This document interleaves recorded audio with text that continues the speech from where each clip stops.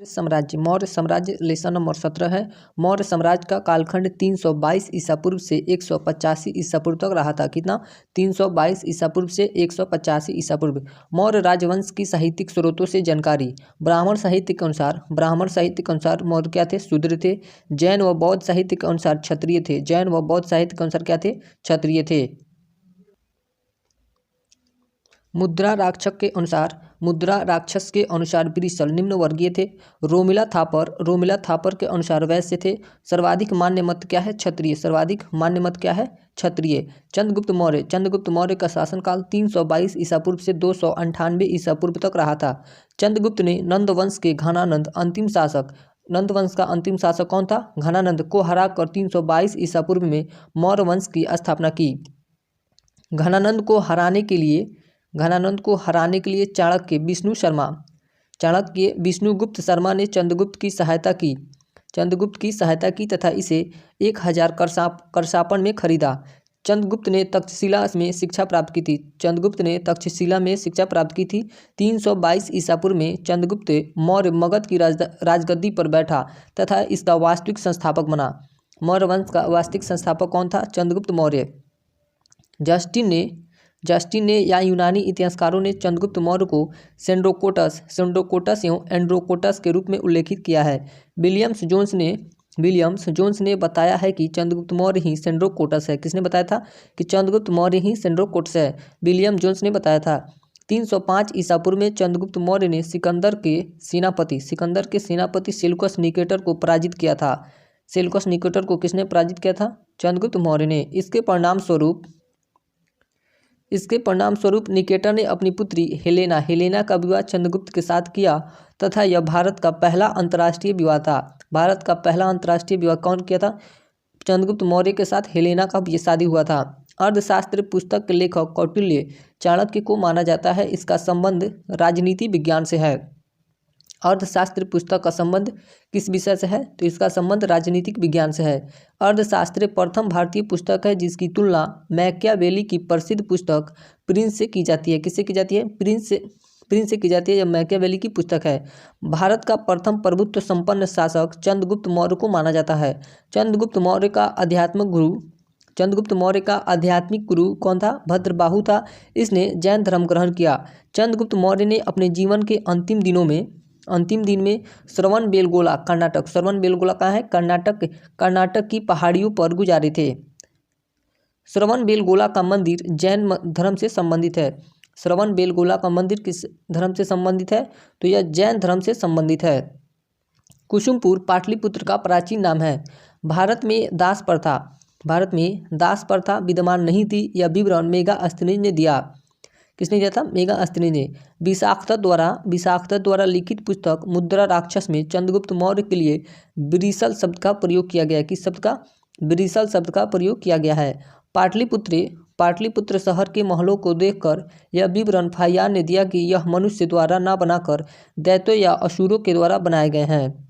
युद्ध की संधि शर्तों के अनुसार निकेटर ने आर्या आराचोसिया गेड्रोसिया पारोपामीसाडे के क्षेत्र चंद्रगुप्त मौर्य को सौंप दिए। इसकी जानकारी हमें यूनानी इतिहासकार एस्ट्रोबो व एप्पियानस देते हैं। चंद्रगुप्त यूनानियों को भारत से बाहर निकाल देता है तो इसे भारत का मुक्तिदाता भी कहा जाता है। भारत का मुक्तिदाता किसको कहा जाता है? चंद्रगुप्त मौर्य को। सिकंदर ने अपना एक राजदूत मेगास्थनीज को चंद्रगुप्त के दरबार में भेजा। प्लूटार्क के अनुसार चंद्रगुप्त मौर्य ने भी सेल्यूकस निकेटर को 500 हाथी उपहार में दिए थे। मेगास्थनीज ने एक पुस्तक इंडिका लिखी। कौन सी पुस्तक लिखी थी? मेगास्थनीज ने इंडिका पुस्तक लिखी थी। इसमें मौर्य साम्राज्य के नगरीय प्रशासन व सैन्य प्रशासन के बारे में वर्णन किया गया है और इसमें बताया गया है कि प्रशासन के नियंत्रण के लिए 6 समितियों का निर्माण किया गया था। कितने समितियों का निर्माण किया गया था? 6 समितियों का निर्माण किया गया था। मेगास्थनीज ने मौर्यों के महलों का भी वर्णन किया है जिसमें लकड़ी व पत्थरों का प्रयोग किया गया है। इंडिका में पाटलिपुत्र का वर्णन किया है। इंडिका में पाटलिपुत्र का वर्णन किया, जिसमें पाटलिपुत्र को पॉलीब्रोथा नाम दिया गया है। पाटलिपुत्र को क्या नाम दिया गया है? पॉलीब्रोथा नाम दिया गया है, जो गंगा व सोन नदी के संगम पर स्थित है तथा इसमें 570 बुर्ज और 64 मीनार है। कितने बुर्ज हैं? 570 बुर्ज और 64 मीनार है। मेगास्थनीज ने मौर्य समाज को 7 वर्गों में विभाजित किया, परंतु यह कथन प्रमाणित नहीं है। चाणक्य ने अर्थशास्त्र नामक ग्रंथ लिखा, जो संस्कृत भाषा में। अर्थशास्त्र किस भाषा में है? संस्कृत भाषा में। और इसमें 15 अधिकरण। कितने? अर्थशास्त्र में कितने अधिकरण है? 15 अधिकरण है और 180 प्रकरण और लगभग 4000 श्लोक है। यह राजनीति विषय पर आधारित पुस्तक है। यह किस पर आधारित पुस्तक है? राजनीति विषय पर आधारित पुस्तक है। चंद्रगुप्त जैन धर्म का अनुयायी था। चंद्रगुप्त किस धर्म का अनुयायी था? जैन धर्म का अनुयायी था तथा अपने जीवन के अंतिम समय में पुत्र के पक्ष में शासन त्याग कर जैन मुनि भद्रबाहु से जैन धर्म की दीक्षा लेकर श्रवणबेलगोला, कहाँ पे? श्रवणबेलगोला जो मैसूर में है, वहाँ 298 ईसा पूर्व में चला गया और उपवास द्वारा शरीर त्याग दिया, जिसे क्या कहते हैं? संलेखना विधि। संलेखना विधि से उपवास द्वारा शरीर त्याग दिया। जैन लेखों के अनुसार चंद्रगुप्त मौर्य के शासनकाल के अंत में मगध में 12 वर्षों का भीष्म अकाल पड़ा था। जैन लेखों के अनुसार चंद्रगुप्त मौर्य के शासनकाल के अंत में मगध में 12 वर्षों का भीष्म अकाल पड़ा था। अब आता है चंद्रगुप्त मौर्य का बेटा बिंदुसार। बिंदुसार का शासनकाल कब से कब तक रहता है? 298 ईसा पूर्व से 272 ईसा पूर्व तक। चंद्रगुप्त मौर्य का पुत्र बिंदुसार 298 ईसा पूर्व में गद्दी पर बैठा। यूनानी साहित्य में इसे क्या कहा गया है? अमित्रोचेट्स या अमित्रघात कहा गया है। तिब्बती इतिहासकार तारानाथ के अनुसार यह एक महान शासक था। यह एक सिजेरियन बेबी था। यह क्या था? सिजेरियन बेबी था। इसके अनुसार बिंदुसार ने दक्षिण भारत पर आक्रमण किए थे। यह आजीवक संप्रदाय का अनुयायी था। बिंदुसार किस संप्रदाय का अनुयायी था? आजीवक संप्रदाय का अनुयायी था। आजीवक संप्रदाय की स्थापना मक्खलीपुत्र गोशाल ने की थी। आजीवक संप्रदाय की स्थापना किसने की थी? मक्खलीपुत्र गोशाल ने की थी। यूनानी इतिहासकार एथिनियस के अनुसार उसने यूनान के शासक एंटियोकस प्रथम से 3 वस्तुएं मंगाई थी। पहला क्या था? मीठी शराब, दूसरा सूखे मेवे या अंजीर, तीसरा था दार्शनिक। बिंदुसार के समय तक्षशिला में 2 विद्रोह हुए, जिसका दमन अशोक व सुसीम ने किया था। किसने किया था? अशोक व सुसीम ने। नेपाल विद्रोह का दमन अशोक ने किया। नेपाल विद्रोह का दमन किसने किया था? अशोक ने। बिंदुसार की मृत्यु के समय अशोक उज्जैन में राज्यपाल था। बिंदुसार की मृत्यु के समय अशोक कहाँ का राज्यपाल था? उज्जैन का राज्यपाल था। बिंदुसार के अन्य नाम: बिंदुपाल। चीनी विवरण: बिंदुपाल किससे विवरण में मिलता है? चीनी विवरण में। जैन ग्रंथ में इसका नाम सिंसेन मिलता है। एस्ट्रेबो के अनुसार अलिड्रोकेटस मिलता है। भद्रसार वायु पुराण में बिंदुसार को भद्रसार कहा गया है। अब बिंदुसार का बेटा का नाम क्या था? अशोक का शासनकाल 269 ईसा पूर्व से 232 ईसा पूर्व तक रहा था। अशोक का 4 वर्षों तक अपने भाइयों के साथ सत्ता संघर्ष चला। सिंहली अनुश्रुति की मान्यता के अनुसार, किस मान्यता के अनुसार? सिंहली अनुश्रुति की मान्यता के अनुसार अशोक ने अपने 99 भाइयों की हत्या की थी।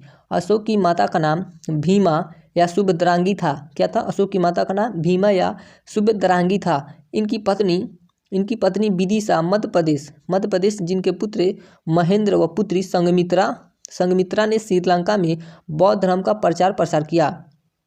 इनकी पत्नी कौन थी? देवी थी। अशोक की पत्नी देवी थी और यह विदिशा मध्य प्रदेश की थी, जिनका पुत्र कौन था? महेंद्र और पुत्री संगमित्रा, जिसने श्रीलंका में बौद्ध धर्म का प्रचार प्रसार किया था। इनकी दूसरी पत्नी कारुआकी थी। इनकी दूसरी पत्नी कौन थी? कारुआकी थी और बेटा तीवर, जिनका एक अभिलेख मिलता है। अशोक ने क्रोधित होकर तिस्य रक्षिता को जीवित जला दिया था। अशोक ने क्रोधित होकर किसको जीवित जला दिया था? तिस्य रक्षिता को जीवित जला दिया था। अशोक का राज्य अभिषेक 269 ईसा पूर्व में हुआ था। अशोक का राज्य अभिषेक कब हुआ था? 269 ईसा पूर्व में। अशोक का अन्य नाम: अशोकवर्धन कहाँ मिलता है? पुराण में। अशोक मौर्य गिरनार अभिलेख में। अशोक मास्की गुर्जरा अभिलेख, नेटूर अभिलेख, उदयगोलम अभिलेख। अशोक कहाँ मिलता है? मास्की, गुर्जरा, नेटोर उदयगोलम अभिलेख, प्रियदर्शी भाब्रू अभिलेख में इसका नाम प्रियदर्शी मिलता है। कलहन की पुस्तक राजतरंगिणी के अनुसार अशोक पहले भगवान शिव का अनुयायी था। कलहन की पुस्तक राजतरंगिणी के अनुसार अशोक पहले भगवान शिव का अनुयायी था। अशोक ने श्रीनगर शहर की स्थापना की और वहां शिव मंदिर का निर्माण करवाया। राजतरंगिणी को भारतीय इतिहास की प्रथम पुस्तक माना जाता है। राजतरंगिणी को भारतीय इतिहास की प्रथम पुस्तक माना जाता है तथा कलहन जयसिंह के दरबार में थे। अशोक ने नेपाल में भी ललित पाटन शहर बसाया था। अशोक ने अपने राज अभिषेक के 8वें वर्ष 261 ईसा पूर्व में कलिंग का शासक नंदराज था। कलिंग युद्ध किया और उस समय कलिंग का शासक कौन था? नंदराज था। इस युद्ध में अशोक ने विजय प्राप्त की, लेकिन इस युद्ध में 1 लाख लोग मारे गए। कितने लोग मारे गए थे? 1 लाख लोग से अधिक मारे गए थे और 1.5 लाख लोगों को बंदी बनाया गया। इस युद्ध के पश्चात अशोक का हृदय परिवर्तन हो गया, इसलिए उसने युद्ध घोष के स्थान पर धम्म घोष को अपना लिया।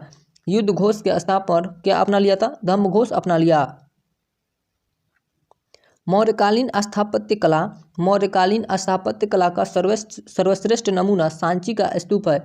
यह बौद्ध धर्म से संबंधित है। यह मध्य प्रदेश में स्थित है। सांची का स्तूप कहाँ स्थित है? मध्य प्रदेश में स्थित है। मौर्य काल का प्रचलित सिक्का पर्ण था। मौर्य काल का प्रचलित सिक्का कौन था? पर्ण था। धम्म शब्द राहुलोवाद सूत पुस्तक से लिया गया है। धम्म एक आचार संहिता है। धम्म क्या है? आचार संहिता है। मौर्य काल का सर्वश्रेष्ठ बंदरगाह ताम्रलिपि है। मौर्य काल का सर्वश्रेष्ठ बंदरगाह क्या है? ताम्रलिपि है। कंटक शोधक शब्द न्यायालय के लिए प्रयुक्त हुआ है। भाग बलि प्रणय 20टी एक कर थे। क्या थे? भाग बलि प्रणय 20टी एक कर थे। 20टी एक बेगारी कर था। 20टी क्या था? 20टी एक बेगारी कर था। बिना मजदूरी परिश्रम दिए बिना कार्य करवाना। अशोक को भारतीय इतिहास में जनहित कार्य के लिए स्मरण किया जाता है। अशोक को भारतीय इतिहास में जनहित कार्य के लिए स्मरण किया जाता है। कलिंग का प्राचीन नाम उत्कल था। कलिंग का प्राचीन नाम क्या था? उत्कल था। इसकी राजधानी तोसली थी। इसकी राजधानी कहाँ थी? तोसली थी। कौटिल्य की अर्थशास्त्र के अनुसार कलिंग हाथियों के लिए प्रसिद्ध था। इन्हीं हाथियों को प्राप्त करने के लिए अशोक ने कलिंग पर आक्रमण किया। सिंहली अनुश्रुतियों दीपवंश तथा महावंश के अनुसार अशोक को उसके शासन के 4थे वर्ष निग्रोथ नामक भिक्षु ने बौद्ध धर्म में दीक्षित किया था। इसके बाद अशोक मोगलीपुत्तिस से प्रभावित हुआ और बौद्ध धर्म में रुचि रखने लगा। दिव्यावदान क्या है? बौद्ध साहित्य। दिव्यावदान के अनुसार अशोक को बौद्ध धर्म में दीक्षित करने का श्रेय उपगुप्त को दिया जाता है। किसको दिया जाता है? उपगुप्त को दिया जाता है। चीनी यात्री ह्वेनसांग इसका समर्थन करता था। अशोक ने अपने शासन के दौरान सर्वप्रथम बौद्ध गया का धम्म यात्रा की और 20वें वर्ष में लुम्बिनी की यात्रा की थी। 20वें वर्ष में लुम्बिनी की यात्रा की थी। भाब्रू शिलालेख बैराठ राजस्थान में स्थित है।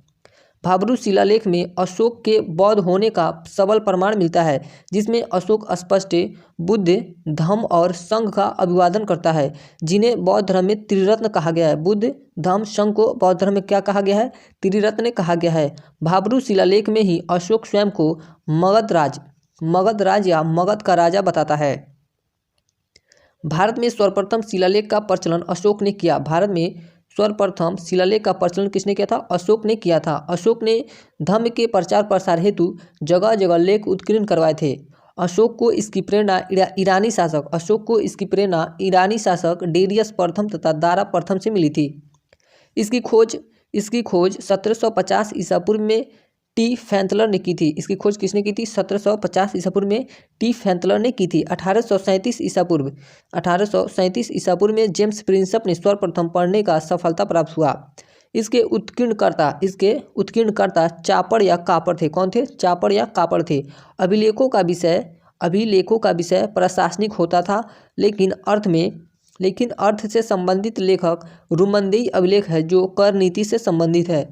रुमनदेही अभिलेख किस नीति से संबंधित है? तो यह कर नीति से संबंधित है, जिसमें अशोक लुम्बिनी यात्रा के समय भूराजस्व कर की दर को 1/6 भाग से घटाकर 1/8 कर दी थी।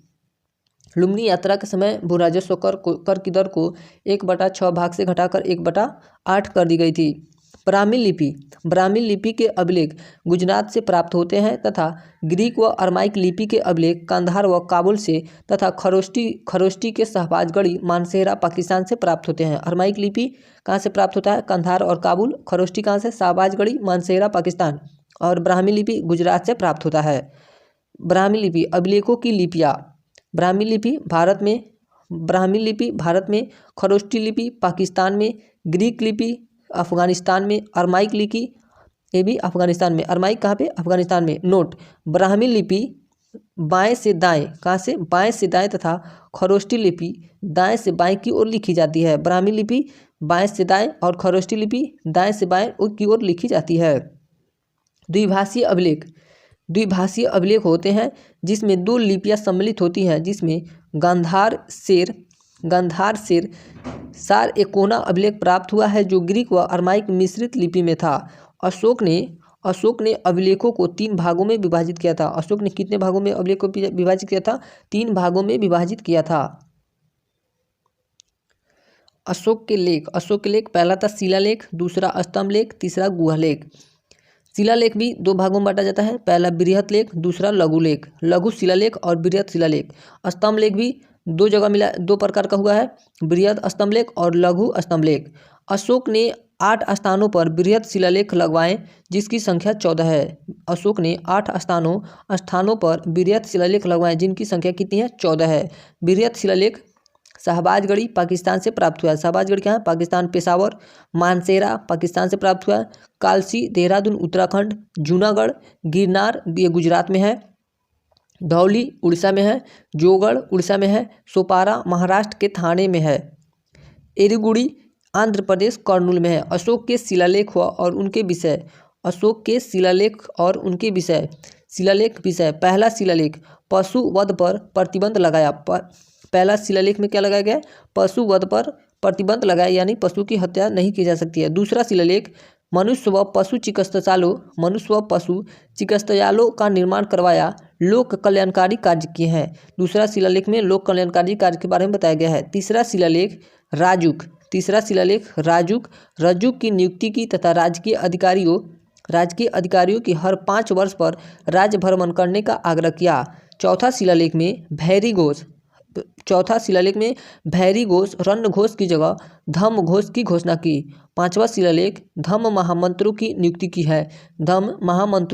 की है। 6ठा शिलालेख में प्रतिवेद को रिपोर्टर को आदेश दिए प्रशासनिक सुधार किए। 7वां शिलालेख धम्म यात्राओं का विवरण। 7वां शिलालेख में क्या है? धम्म यात्राओं का विवरण है। 8वां शिलालेख आखेट यात्रा के स्थान पर धम्म यात्रा का प्रतिपादन किया। आखेट यात्रा के स्थान पर क्या किया था? धम्म यात्रा का प्रतिपादन किया था। 9वां शिलालेख मंगलाचरण समारोह के स्थान पर धम्म मंगलाचरण प्रारंभ किए। सच्ची भेंट तथा सच्चे शिष्टाचार का उल्लेख है। 10वां शिलालेख में धम्म की श्रेष्ठता के नारे पर बल दिया गया है। 10वां शिलालेख में धम्म की श्रेष्ठता के नारे पर बल दिया गया है। राजा व उच्च अधिकारी हमेशा प्रजा के हित में सोचे। अब है 11वां शिलालेख धम्म की कामना धम्मदान नीति। अब है 12वां शिलालेख धार्मिक सहिष्णुता की नीति का उल्लेख 12वां शिलालेख में मिलता है। 13वां शिलालेख कलिंग युद्ध का वर्णन।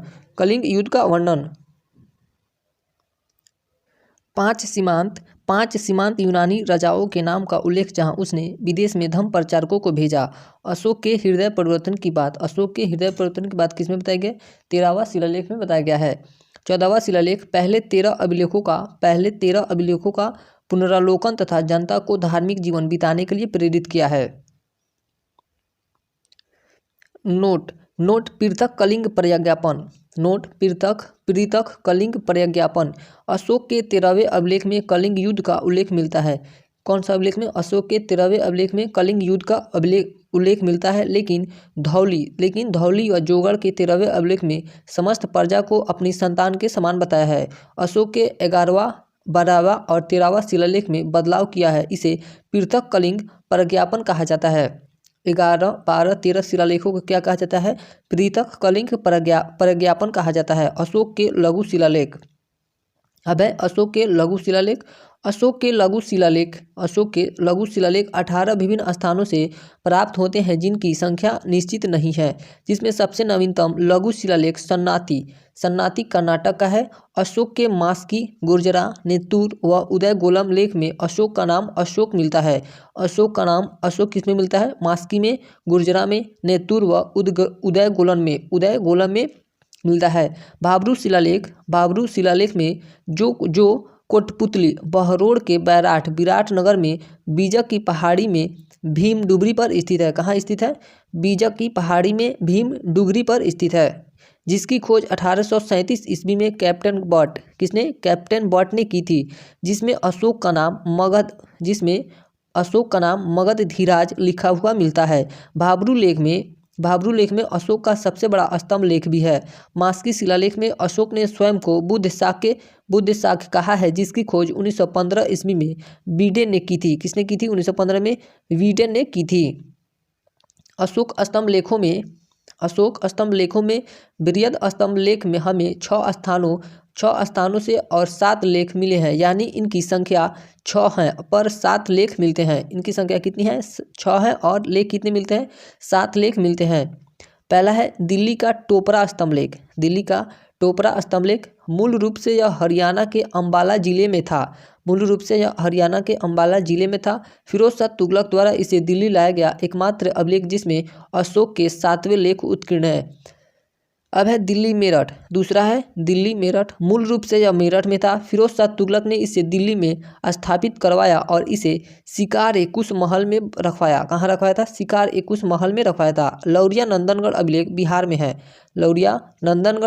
बिहार में है तथा इस पर औरंगजेब का लेख उत्कीर्ण हुआ है। किसका है? औरंगजेब का लेख उत्कीर्ण है। लौरिया अरेराज अभिलेख चंपारण बिहार में है। लौरिया अरेराज अभिलेख कहाँ है? चंपारण बिहार में है। रामपुरवा अभिलेख भी बिहार में है। प्रयाग प्रशस्ति अभिलेख यह मूल रूप से कौशाम्बी में था, जिसे अकबर ने इलाहाबाद के किले में स्थापित करवाया था। इस पर बहुत से लेख लिखे गए, जिसमें रानी का लेख कारूबाकी, समुद्रगुप्त की प्रयाग प्रशस्ति भी उत्कीर्ण है। इसमें अकबर व बीरबल का लेख भी उत्कीर्ण है। अशोक के लघु स्तंभ लेखों में राजकीय घोषणाएं मिलती है। सांची मध्य प्रदेश, सांची कहाँ है? मध्य प्रदेश। और सारनाथ उत्तर प्रदेश लेख में संघ भेद को रोकने को आदेश दिया गया है। निगाली सागर अभिलेख, कौन सा? निगाली सागर अभिलेख में अशोक ने अपने राज अभिषेक के 14वें वर्ष में कनक मुनि से स्तूप का जीर्णोद्धार कराया। लुम्बिनी ग्राम का धार्मिक कर माफ कर दिया। वास्तुकला के इतिहास में अशोक ने एक नई शैली को विकसित किया और गुफालेख धार्मिक सहिष्णुता का परिचायक है। और गुफालेख क्या है? धार्मिक सहिष्णुता का परिचायक है। बराबर की पहाड़ियों में अशोक ने 4 गुफाओं का निर्माण करवाया था, जो कर्ण गुफा, सुदामा, चौपार व विश्व झोपड़ी गुफा थी। आजीवक संप्रदाय के भिक्षुओं को दान में दे दी गई। किसको दान में दे दी गई थी? आजीवक संप्रदाय के भिक्षुओं को दान में दे दी गई थी। अशोक के पुत्र दशरथ ने नागार्जुन पहाड़ी पर गुफाओं का निर्माण करवाया तथा बराबर की पहाड़ी पर दशरथ ने लोमस ऋषि, कौन सा? लोमस ऋषि की गुफा भी बनवाई। बौद्ध परंपराओं के अनुसार अशोक ने 84,000 स्तूपों का निर्माण किया था, जिसमें महात्मा बुद्ध की मृत्यु के बाद 9 स्तूपों का निर्माण किया था। 8 स्तूपों में बुद्ध के शारीरिक अवशेष रखे गए और 9 में वे उनके पात्र रखा। अहरौरा लेख में यह घोषणा की गई कि अशोक व्यक्तिगत रूप से बौद्ध धर्म का अनुयायी था। अर्थशास्त्र में 18 तीर्थों का वर्णन किया गया है। अर्थशास्त्र में कितने तीर्थों का वर्णन किया गया है? 18 तीर्थों का वर्णन किया गया है। मौर्यकालीन उच्चाधिकारी तीर्थ। प्रधानमंत्री और पुरोहित प्रमुख धर्माधिकारी होता था। प्रधानमंत्री पुरोहित क्या होता था? प्रमुख धर्माधिकारी। सेनापति युद्ध विभाग का मंत्री कौन था? सेनापति। युवराज, राजा का उत्तराधिकारी कौन होता था? युवराज होता था। प्रशास्ता क्या है? राजकीय कागजातों को सुरक्षित रखने वाला तथा राज्य की आज्ञाओं को लिपिबद्ध करने वाला प्रधान अधिकारी होता था प्रशास्ता। समाहर्ता, राजस्व विभाग का प्रधान कौन था? समाहर्ता। नायक, सेना का संचालक अथवा नगर रक्षा का अध्यक्ष होता था। परदेष्टि फौजदारी न्यायालय का न्यायाधीश कमिश्नर कहलाता था। फौजदारी न्यायालय का न्यायाधीश क्या कहलाता था? कमिश्नर। और यह कौन था?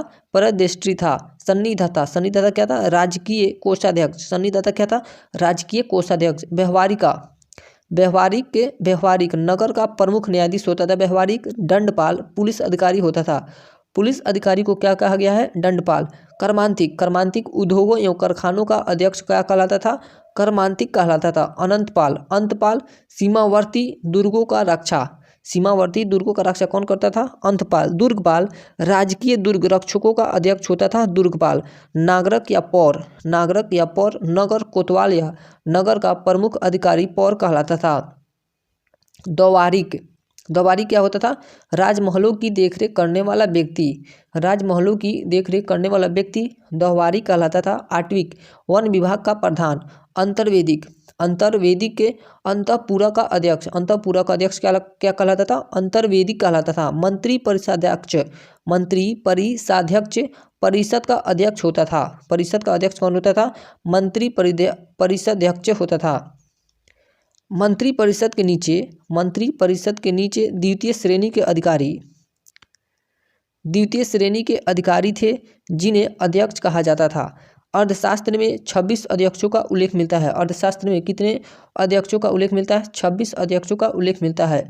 अर्थशास्त्र में प्रमुख 4 व्यापारिक राजमार्गों का भी वर्णन है। कौटिल्य बताते हैं कि उत्तरापथ की अपेक्षा दक्षिणापथ अधिक महत्वपूर्ण थे। अशोक के समय प्रांतों की संख्या 4 से बढ़ाकर 5 कर दी गई थी। अशोक के समय प्रांतों की संख्या 4 से बढ़ाकर कितनी कर दी गई थी? 5 कर दी गई थी।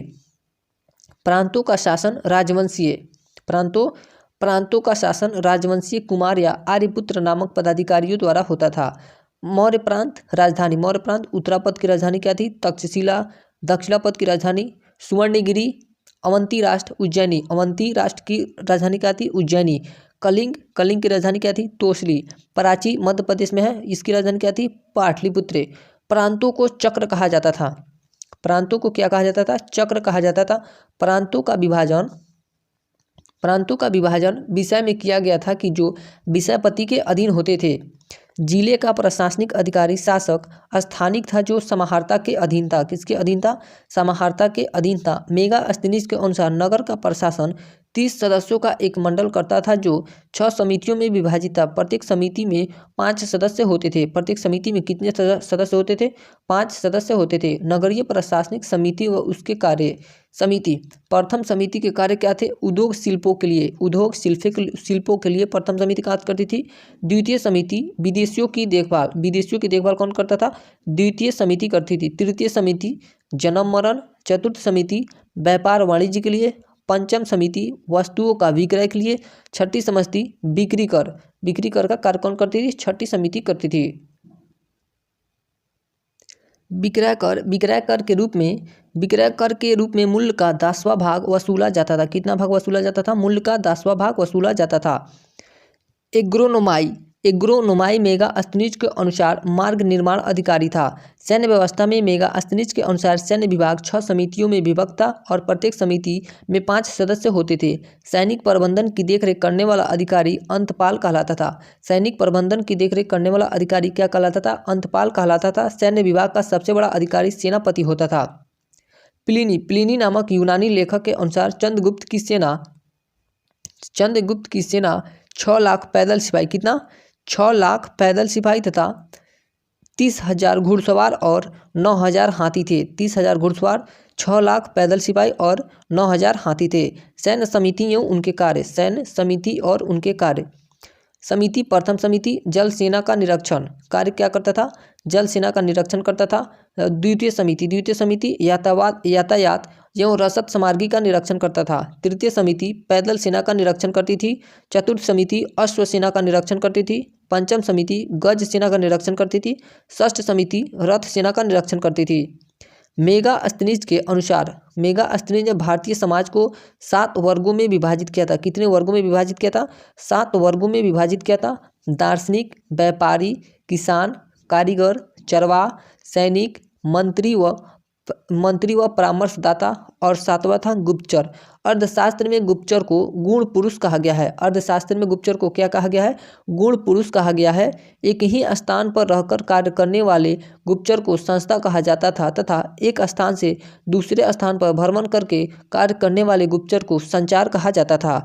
मौर्य शासन में पुरुषों के साथ महिला अंगरक्षक भी होती थी। मौर्य शासन में पुरुषों के साथ महिला अंगरक्षक भी होती थी। अर्थशास्त्र में भूमि छिद्र न्याय का वर्णन किया गया है। सरकारी भूमि को सीता भूमि कहा जाता था। सरकारी भूमि को क्या कहा जाता था? सीता भूमि कहा जाता था। बिना वर्षा के अच्छी खेती होने वाली भूमि को अदेव मातृक कहा जाता था। क्या कहा जाता था? अदेव मातृक कहा जाता था। एरियन ने गुप्तचरों को ओवरसियर तथा एस्ट्रोबो ने इंस्पेक्टर कहा है। गुप्तचर विभाग एक पृथक अमात्य के अधीन रखा गया जिसे महामात्य सर्प कहा गया। समाज में वेश्यावृत्ति प्रचलित में थी तथा इसे राजकीय संरक्षण भी प्राप्त था। वेश्यावृत्ति को राजकीय संरक्षण भी प्राप्त था। स्वतंत्र रूप से वेश्यावृत्ति करने वाली स्त्री रूपा जीवा कहलाती थी। इनके कार्यों का निरीक्षण गणिकाध्यक्ष करता था। इनके कार्यों का निरीक्षण कौन करता था? गणिकाध्यक्ष करता था। संभ्रांत घर की स्त्रियां प्रायः घर के अंदर ही रहती थी। कौटिल्य ने ऐसी स्त्रियों को अनिष्कासनी कहा है। क्या कहा है? अनिष्कासनी कहा है। मौर्य शासन 137 वर्षों तक रहा तथा भागवत पुराण के अनुसार मौर्य वंश में 10 राजा हुए जबकि वायु पुराण के अनुसार 9 राजा हुए थे।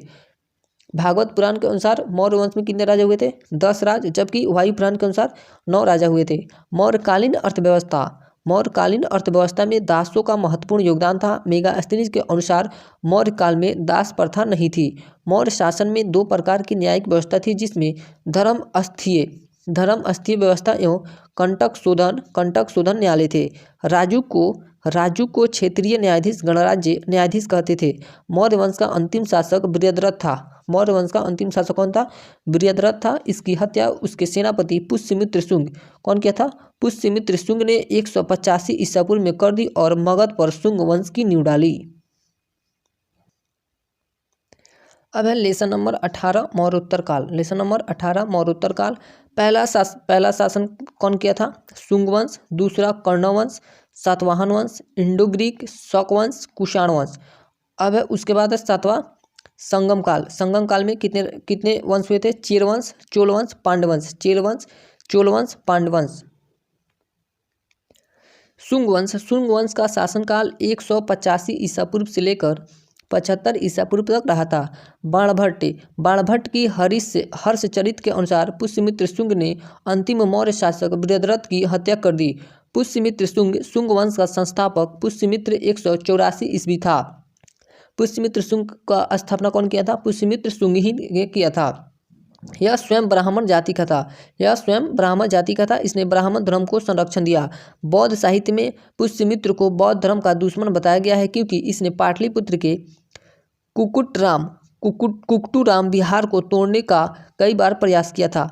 दिव्यावदान के अनुसार इसने अशोक द्वारा निर्मित 84,000 स्तूपों को तुड़वा दिया था। कितना? 84,000 स्तूपों को तुड़वा दिया था। नोट: इस वंश की उत्पत्ति के बारे में कोई निश्चित जानकारी नहीं है। संभवतः शुंग उज्जैन प्रदेश के थे जहां इनके पूर्वज मौर्यों की सेवा में थे सेनापति के रूप में। पुष्यमित्र ने 2 अश्वमेध यज्ञों का आयोजन करवाया जिसकी पुष्टि पतंजलि के महाभाष्य से होती है। पतंजलि को अश्वमेध यज्ञों का पुरोहित बताया गया है। पुरोहित बताया गया है। शुंग वंश के समय इंडो ग्रीक यौनो शासक मिनांडर ने आक्रमण किया जिसको पुष्यमित्र ने पराजित किया। जिसकी जानकारी गार्गी संहिता से मिलती है। गार्गी संहिता से मिलती है। पतंजलि की पुस्तक कौन कौन से थे? योग दर्शन, योग सूत्र, महाभाष्य, पाणिनि के अष्टाध्यायी पर टीका, भागभद्र। शुंग वंश का 9वां शासक था। शुंग वंश का कौन सा शासक था? यह 9वां शासक था। इसके दरबार में इंडो ग्रीक शासक एंटियोल किड्डास का दूत हेलियोडोरस आया था। हेलियोडोरस किसके शासनकाल में आया था? भागभद्र के काल में आया था तथा इसने भागवत धर्म को स्वीकार किया। हेलियोडोरस हेलियोडोरस ने विदिशा के बेस नगर में गरुड़ स्तंभ स्थापित कराया। देवभूति, शुंग वंश का अंतिम शासक कौन था? देवभूति था। शुंग वंश का अंतिम शासक देवभूति था। इस समय शुंग वंश की राजधानी विदिशा थी। सांची स्तूप का विस्तार भी इनके समय में हुआ। सांची स्तूप का विस्तार भी इनके समय में हुआ। इसकी हत्या 73 ईसा पूर्व में वसुमित्र कर्णव वासुदेव ने कर दी थी। किसने की थी? वासुदेव ने की थी। कर्णव वंश के संस्थापक वासुदेव कर्णव थे। कर्णव वंश के अंतिम शासक कौन था? सुशर्मा था। अब है सातवाहन वंश। सातवाहन वंश की स्थापना सिमुक ने 30 ईसा पूर्व में की थी। कब की थी? 30 ईसा पूर्व में की थी। सिमुक ने कर्णव वंश के अंतिम शासक सुशर्मा की हत्या कर सातवाहन वंश स्थापित किया। यह एक मातृसत्तात्मक समाज वंश था, क्योंकि नाम के आगे माता के गोत्र का वर्णन है। किसका? नाम के आगे माता का नाम लगाया जाता था। सातवाहनों ने अपनी राजधानी प्रतिष्ठान में स्थापित की। सातकर्णी प्रथम इस वंश का पहला प्रसिद्ध शासक था। इसकी जानकारी नागनिका के नानाघाट अभिलेख से मिलती है। किससे? नागनिका के नानाघाट अभिलेख से मिलती है। गाथा सप्तशती की रचना सातवाहन नरेश हाल ने की थी। यह प्राकृत भाषा का ग्रंथ है। यह किस भाषा का ग्रंथ है? प्राकृत भाषा का ग्रंथ है। सातवाहन नरेश हाल साहित्यकार एवं कवि भी थे। सातवाहन शासकों के समय प्रसिद्ध साहित्यकार गुणाध्याय कौन था? गुणाध्याय भी थे। इन्होंने वृहत कथा की रचना की। सातवाहन वंश का महानतम शासक गौतमीपुत्र सातकर्णी था। गौतमीपुत्र सातकर्णी ने वेणुकटक स्वामी की उपाधि धारण किया था। वेणुकटक स्वामी की उपाधि किसने धारण किया था? गौतमीपुत्र सातकर्णी ने धारण किया था। सातवाहनों ने अधिकांशतः शीशे के सिक्के चलाए। किसके सिक्के? शीशे के सिक्के किसने चलाए थे? सातवाहन शासकों ने। सातवाहन शीशे का आयात रोम से करते थे। सातवाहन काल में चांदी और तांबे के सिक्कों का प्रयोग होता था, जिसे करसापन कहा जाता था। जिसे क्या कहा गया है? करसापन कहा गया है। ब्राह्मणों को सर्वप्रथम भूमिदान एवं जागीर देने की प्रथा का आरंभ सातवाहनों ने ही किया था। सातवाहनों को पुराण में आंध्रभृत्य कहा गया है। सातवाहनों ने अमरावती व नागा अर्जुनकोंडा के स्तूपों का निर्माण, अजंता एवं एलोरा की गुफाओं का निर्माण तथा काले के चैत्य का निर्माण करवाया था। किसकी चीज का? सातवाहनों ने अमरावती व नागा अर्जुनकोंडा के स्तूपों का निर्माण करवाया और अजंता एवं एलोरा की गुफाओं का निर्माण तथा काले के चैत्य का निर्माण करवाया था। सातवाहन वंश के शासकों को दक्षिणाधिपति तथा इनके द्वारा शासित प्रदेश को दक्षिणापथ कहा जाता है। यज्ञश्री सातकर्णी इस वंश का अंतिम प्रसिद्ध शासक था। इसके सिक्कों पर जहाज के चित्र मिलते हैं। सातवाहन वंश का अंतिम प्रसिद्ध शासक कौन था? यज्ञश्री सातकर्णी था। विदेशी आक्रमणकारियों का भारत में आगमन। Indo Greek. पहला कौन था? Indo Greek. विदेशी आक्रमणकारियों का भारत पर आक्रमण करने का क्रम हिंद यूनानी, शक, पल्लव और कुषाण थे। बैक्ट्रियाई शासकों का इतिहास उनके सिक्कों के आधार पर लिखा गया था। यूनानी वंश की 2 शाखाएं थी। यूनानी वंश की कितनी शाखाएं थी? 2 शाखाएं थी। यूथेमेडस और यूक्रेटाइडस। यूथेमेड्स शाखा के संस्थापक डेमेट्रियस थे। यह प्राचीन शाखा है। इसकी राजधानी साकल का सियालकोट थी। इसकी राजधानी कहाँ थी? सियालकोट थी। डेमेट्रियस ने अपने पिता की स्मृति में यूथिडेमिया नामक नगर बसाया। मिलिंद पन्हो नामक ग्रंथ में मीनांडर एवं बौद्ध भिक्षु नागसेन के बीच वार्तालाप का संकलन है। यूक्रेटाइडस को यूनानी स्रोतों में एशिया का संरक्षण कहा गया है। एशिया का संरक्षक किसे कहा गया? यूक्रेटाइडस को यूनानी स्रोतों में। भारत में सबसे पहले सोने के सिक्के यूनानियों ने ही जारी किए। सिक्कों पर राजाओं के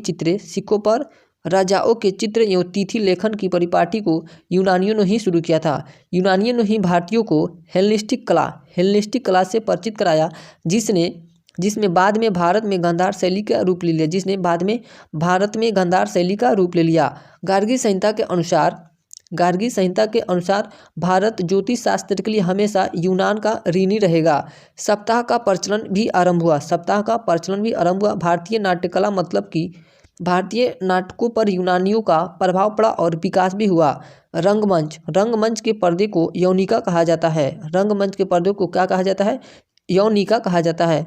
यूनानी भारतीय मसालों से भी परिचित हुए। काली मिर्च को यौवन प्रिय कहा जाता है। काली मिर्च को क्या कहा जाता है? यौवन प्रिय कहा जाता है। उसके बाद आए थे शक। शक शासक। भारत में यूनानियों के बाद शक आए और शक मूलतः मध्य एशिया से आए थे। शक चारागाह की खोज में भारत आए थे। शक किसके खोज में आए थे? चारागाह की खोज में भारत आए थे। भारतीय साहित्य में इन्हें सीथियन कहा गया है। भारतीय साहित्य में शकों को क्या कहा गया है? सीथियन कहा गया है। चीनी साहित्य में शकों को सई या सईवांग कहा जाता है। डेरियस के नक्शे रुस्तम अभिलेख में शकों का उल्लेख मिलता है। डेरियस के नक्शे रुस्तम अभिलेख में शकों का उल्लेख मिलता है। उज्जैन के एक स्थानीय राजा ने शकों को 58 ईसा पूर्व पराजित कर विक्रमादित्य की उपाधि धारण की थी। शकों ने भारत में सत्ता शासन के 5 केंद्रों की स्थापना की थी। कितने केंद्रों की स्थापना की थी? 5 केंद्रों की स्थापना की थी। शकों का सबसे प्रतापी शासक, शकों का सबसे प्रतापी राजा रुद्रदामन प्रथम था और यह संस्कृत प्रेमी था। चांदी के सिक्के शक शासकों की विशेषता है।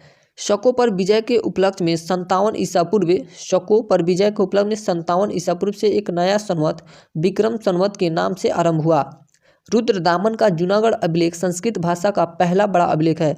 रुद्रदामन का जूनागढ़ अभिलेख संस्कृत भाषा का पहला सबसे बड़ा अभिलेख है। भारत में पहला पल्लव शासक माउस 90 ईसा पूर्व से 70 ईसा पूर्व था। पल्लव का मूल स्थान ईरान में था। पल्लव का मूल स्थान कहाँ था? ईरान में था। अब है कुषाण। भारत में कुषाण वंश की स्थापना कुजुल कडफिसस ने 15 ईस्वी में की थी। कब की थी? 15 ईस्वी में की थी। चीनी स्रोतों के अनुसार कुषाण मध्य एशिया के यूची कबीला से थे। किस कबीला से थे? ये यूची कबीला से थे। कुजुल कडफिसस के बाद भीम कडफिसस राजा बने तथा इन्होंने सोने व तांबे के सिक्के जारी किए। भीम कडफिसस शिव का अनुयायी था। भीम कडफिसस किसका अनुयायी था? शिव का अनुयायी था। इसके सिक्कों पर त्रिशूल, नंदी, डमरू के चित्र मिलते हैं। इसके सिक्कों पर त्रिशूल, नंदी, डमरू का चित्र मिलता है। कुषाण वंश का सबसे प्रतापी शासक कनिष्क था। कुषाण वंश का सबसे प्रतापी शासक कौन था? कनिष्क था। 78 ईस्वी में कनिष्क का राज्याभिषेक हुआ तथा 78 ईस्वी में ही शक संवत आरंभ हुआ। कनिष्क की राजधानी पुरुषपुर पेशावर थी। कलहन की राजतरंगिणी के अनुसार इसने कश्मीर पर आक्रमण किया एवं वहां कनिष्कपुर नामक शहर बसाया था। कश्मीर में कनिष्कपुर नामक शहर किसने बसाया था? कनिष्क ने।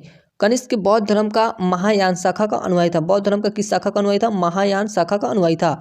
इसने चौथी बौद्ध संधि थी। इसी के शासनकाल में कुंडलवन कश्मीर में बौद्ध विद्वान वसुमित्र की अध्यक्षता में हुई थी। कनिष्क के सिक्के ईरानी व यूनानी भाषा में थे। किस भाषा में थे? ईरानी व यूनानी भाषा में थे। कुषाणों ने सोने के सर्वाधिक सिक्के जारी किए जिनकी शुद्धता गुप्त काल की स्वर्ण मुद्राओं से उत्कृष्ट है। कनिष्क के दरबार में महान दार्शनिक अश्वघोष रहता था। कनिष्क के दरबार में महान दार्शनिक कौन रहता था? अश्वघोष रहता था। यह कनिष्क के राजकवि थे। कनिष्क के राजकवि कौन थे? अश्वघोष थे। अश्वघोष ने बुद्ध चरित्रम व सूत्रालंकार की रचना की है। द्वैध शासन की अवधारणा को सर्वप्रथम कुषाण वंश ने अवगत कराया था। द्वैध शासन की अवधारणा को सर्वप्रथम किसने अवगत कराया था? कुषाण वंश ने अवगत कराया था। कनिष्क भारतीय प्रथम शासक था जिसने बुद्ध की आकृति युक्त सिक्के जारी किए थे। भारत का कांट, मिल्टन, वॉल्टेयर के नाम से अश्वघोष को जाना जाता है।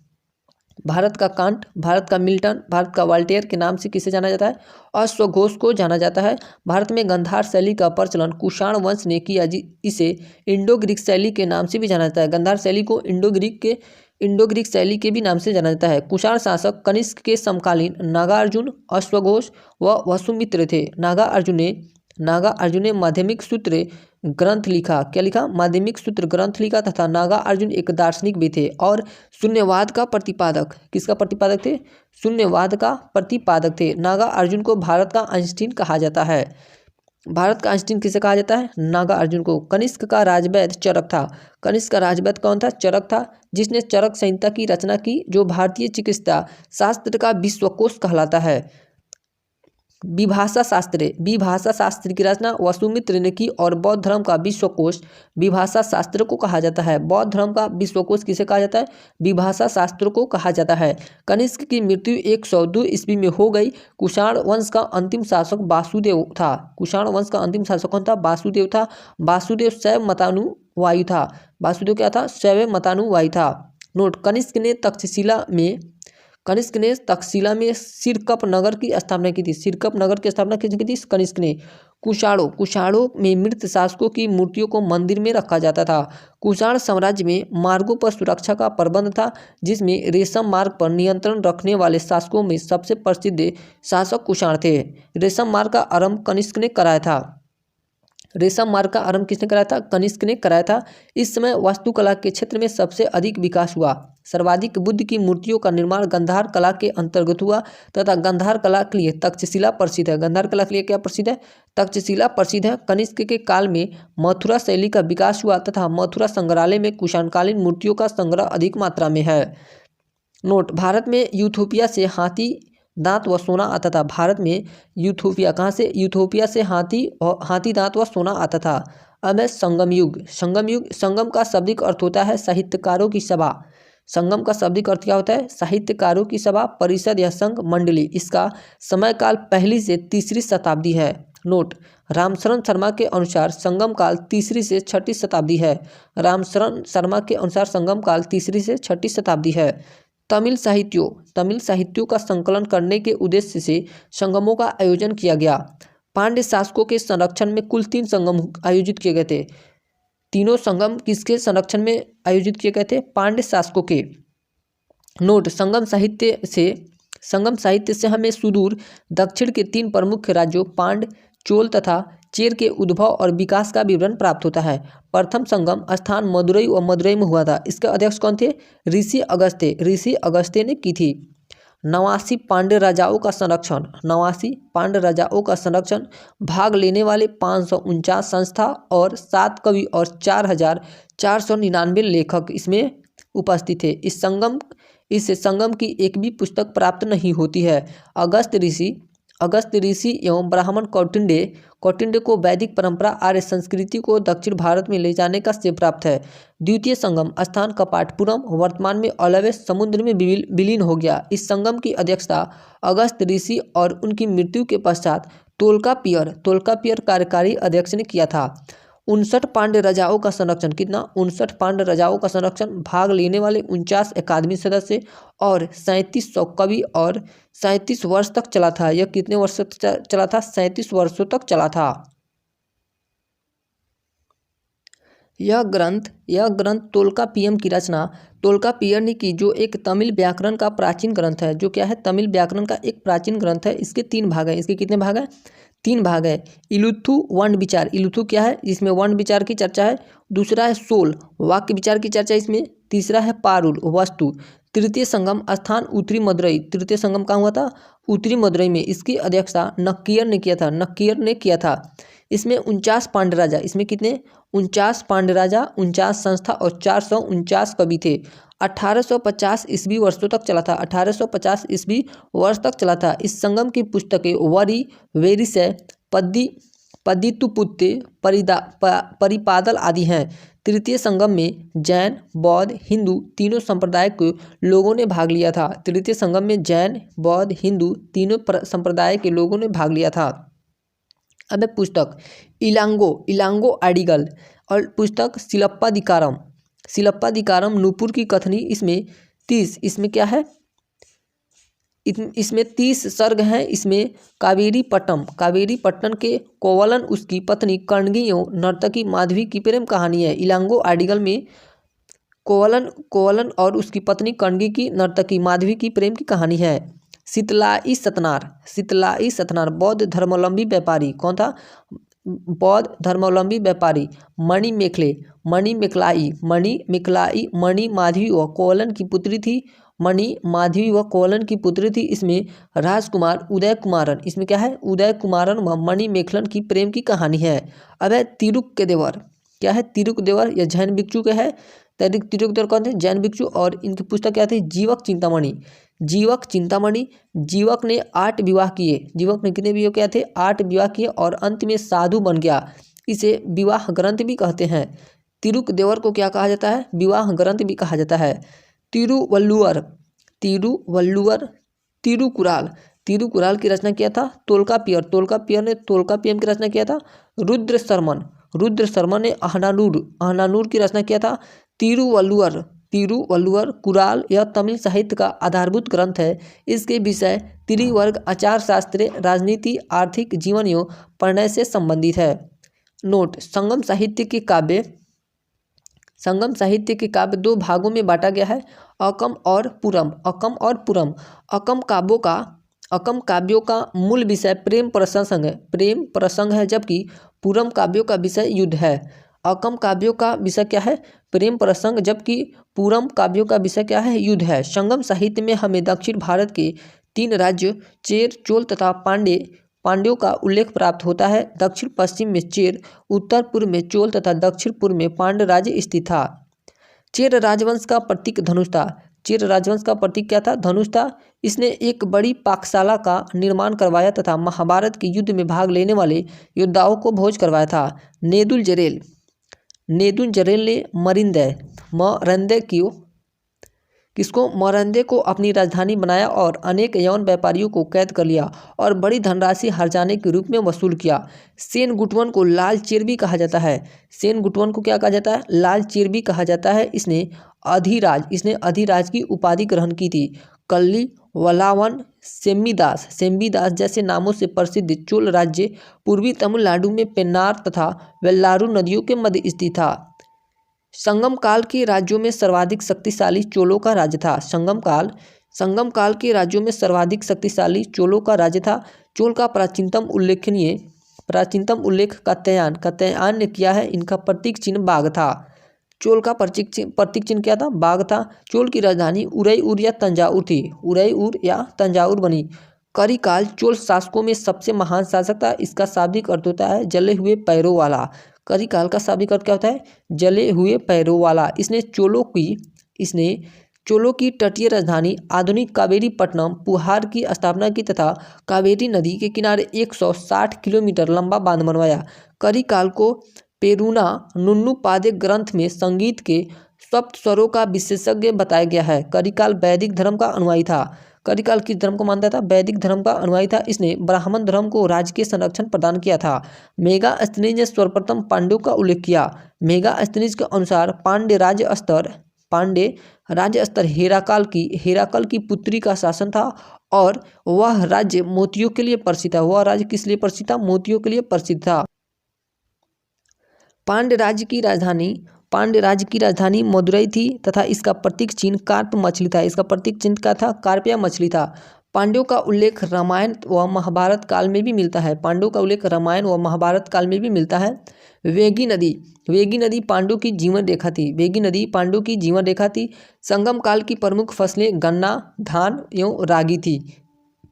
संगम काल में चावल मुख्य खदान था। संगम काल में मुख्य खदान क्या था? चावल था। संगम काल की राजधानी में एक राज्य सभा होती थी जिसे नालवय कहा जाता था, जिसमें प्रजा की कठिनाइयों पर विचार किया जाता था। राजा का सर्वोच्च न्यायालय राजा की सभा मनरम ही होता था। राजा का जन्मदिन प्रतिवर्ष मनाया जाता था जिसे पेरुनल कहते थे। जिसे क्या कहते थे? पेरुनल कहते थे। चोरी तथा व्यभिचार के अपराध के लिए मृत्यु दंड दिया जाता था। झूठी गवाही देने पर जीभ काट ली जाती थी। भूमि कर राजस्व का प्रमुख साधन था। भू राजस्व दर उत्पादन का 1/6 भाग होता था। राजस्व से संबंधित शब्दावली। कड़मय या पाड़ू राजा को अदा किया जाने वाला भूमि कर। मायावली क्या था? भूमि की दो प्रसिद्ध माप। उल्गु या संगम चुंगी एवं सीमा शुल्क था। इक्के क्या था? अतिरिक्त या जबरन वसूला जाने वाला कर।